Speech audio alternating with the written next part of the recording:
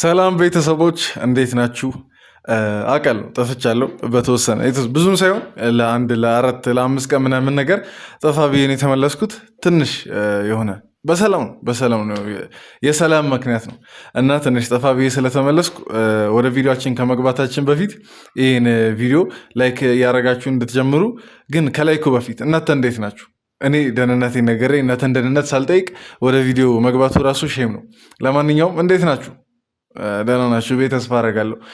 እኔም ደህና ነኝ እና ትንሽ ጠፋ ብዬ ስለመመለስ ላይክ እያደረጋችሁ ቪዲዮ እንድትጀምሩ አሳስባችኋለሁ። ለነባሮች ነው አዲስ የምትመጡ ሰዎች ቪዲዮን አይታችሁ እስከ መጨረሻ አይታችሁ ከተደሰታችሁ እና ቪዲዮ ጥሩ እንደሆነ ካሰባችሁ ብቻ ላይክ ታደርጋላችሁ። ወሬ አናበዛም። በቀጥታ ወደ ዛሬ ቪዲዮ እንግባ።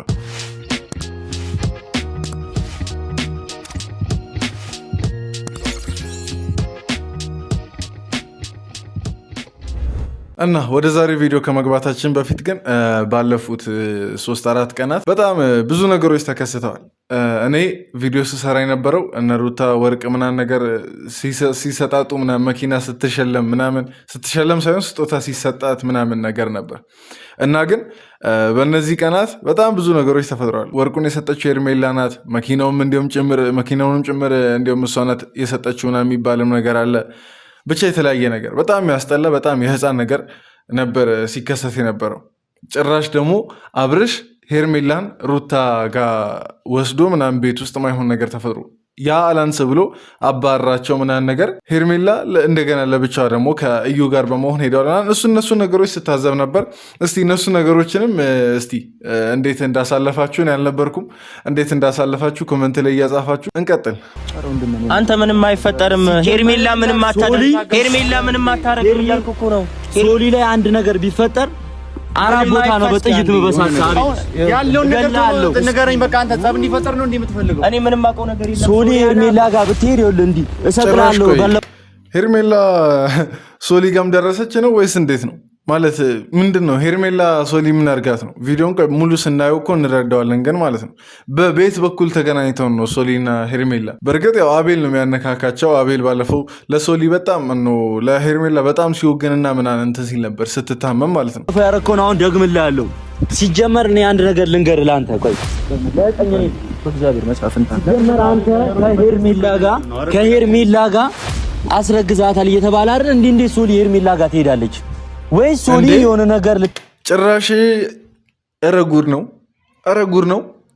አቤል ነው ጭራሽ ተጠርጣሪው ለሄርሜላ ማርገዝ ምናምን። የሄርሜላ ማርገዝም በእርግጥ እስከዛሬ እኮ አልተረጋገጠም፣ ግን ማለት ነው ጭራሽ የሚጠረጠረው አቤል ነው እዛው በጓደኞቹ ማለት ነው። ኧረ በለው። እኔ እኮ ግምቴ ልክ ነበር። በስማ እየሰማኝ እኮ አይደለም። ሶሊያና የት እንደገባች አንተ እንደማታውቀው ሁሉ እኔም አቤል የት እንደገባ እያወኩኝ አይደለሁም። ይሄ ልጅ ሄርሜላን አስረግዘሃል እንዴ? ሲጀመር ሶሊያና ህፃን ልጅ ናት እንዴ? ማለት በዚህ ልክ ለእሷ መጥፋት አንድ ሰው ተጠያቂ የሚሆነው ምን ማለት ነው? ከቤት ወጥታ ስለቀረች ምናምን ህፃን ከሆነች ለምን አንደኛን ታዲያ ከቤት እጇን ይዘውና ነገር አትወጣም ተባለ ነው ያለው። ያ ነገር እየረበሸው ነው ያለው። ይሄ ልጅ አስረግዘ በቃ ሽማግሌ መላክ ነው አለቀ አይደለ? ይሄ ልጅ እንደገና ደግሞ የሆነ እዩ እንደዚህ አቀለልከው ማስረገዝ ምናምን እንደዚህ አቀለልከው ምን ችግር አለው ና የሚባል ነገር አይደለም። ይሄ በጣም ድፍረት ነው። ከህጉም የሚጣረስ ነገር ነው። ከባህላችን ምናምን ነገር የሚጣረስ ነገር ነው። እዚች ጋር ማስተካከያ ልስጥ ብዬ ነው። ከጓደኛው ከብሩ ጋር አብሮ ብዙ ነገር ሲፈተፍቱ የነበረው ከእሱ ጋርም ተጣልቷል። ልጁ አሁን ጤነኛ ነው ብለህ ታስባለህ አንተ? እሱ ጤነኛ ቢሆን እንደዚህ ያደርጋታል እንዴት? ሲጀመር እኔ አቤል ጤናማ እንዳልሆነ የተረዳሁት ያኔ ራሴን ላጠፋ ነው ምናምን ነገር ብሎ ጫካ ለጫካ ሲሄድ ነው። ይኸው በሆኑ ጓደኞች ስለተጠላ ራስ እስከ ማጥፋት ድረስ ምናምን ነገር የሚያደርስ ነገር የለም። እኔ የዛኔ ነው ጤናማ እንደሌለ የተረዳሁት አቤልን። እና በዚህ አጋጣሚ እሱን ራሱ የታዘባችሁ ሰዎች እስቲ ንገሩን። እሱን ቪዲዮ ራሱ አንድ ላይ አላየንም። የሚችልበት ሁኔታ አለ። ከመጣ በኋላ ግን ሌላ ረብሻ አልፈልግም። ምክንያቱም ስማኝ፣ ከዚህ በኋላ እሱ ላይ መለፋው ነገር የለም። በቃ ሶሊ ጋር እንደይደርስ እኔ ደግሞ ሲስተሩን አደራ ምንም ትንሽ ልረዳቸው እየሞከርኩ ነው። እንትን አሁን ወንድሞቿ ናቸው አይደል? አሁን እዩና ቀጭኑ ረዥሙ እዩና መስዋዕት የሚባለው ማለት ነው።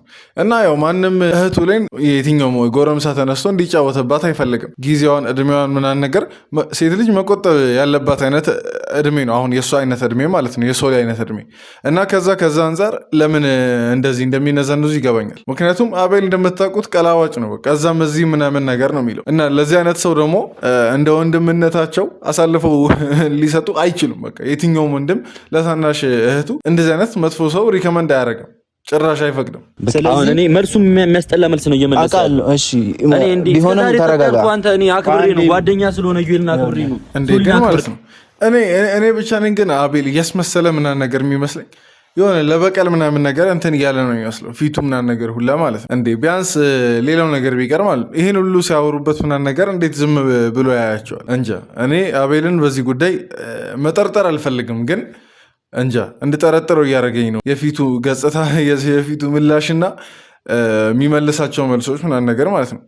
አስቡ፣ የሶሊ አይነት ልጅ ጠፍታለች ተብሎ እሱ እያሳየ ያለው ፊት ቢያንስ ለመደንገጥ ራሱ እኮ አለመሞከሩ ትንሽ ያናደል። ማለት ጓደኛው ናት፣ ብዙ ነገር አብረው አሳልፈዋል ምናምን ነገር፣ ግን ምንም የድንጋጤ እንትን ስሜት ፊቱ ላይ አይታይም። እንዴት ሰው በዚህ ልክ ጓደኛዬ ለሚለው ሰው ጠፍቷል እየተባለ እንደዚህ አይነት ምላሽ ይሰጣል? ሄርሜላ ሶሊን እፈልጋታለሁ ብላኝ ነበረ። ገብቷል? ለምን የፈለገቻት ምንም አውቀው ነገር የለም፣ ግን እፈልጋለሁ። ይሄን የመሰለ ነገር እያወቅኩ ነው ምንም አውቀው ነገር የለም የምትለው? ሄርሜላ እና ሶሊ በምን ተገናኝተው ነው ሄርሜላ ልትፈልጋት የምትችለው? ወይስ አንተን ለመበቀል ምናምን ነገር ነው? ሄርሜላ ጋር ለምን ሄድክ ብላ ስለተናገረች የሆነ ነገር ልታረጋት ቢሆንስ የፈለገቻት? አንተ ምንም አይፈጠርም፣ ሄርሜላ ምንም አታረግም እያልኩ እኮ ነው። ሶሊ ላይ አንድ ነገር ቢፈጠር አራት ቦታ ነው በጥይት።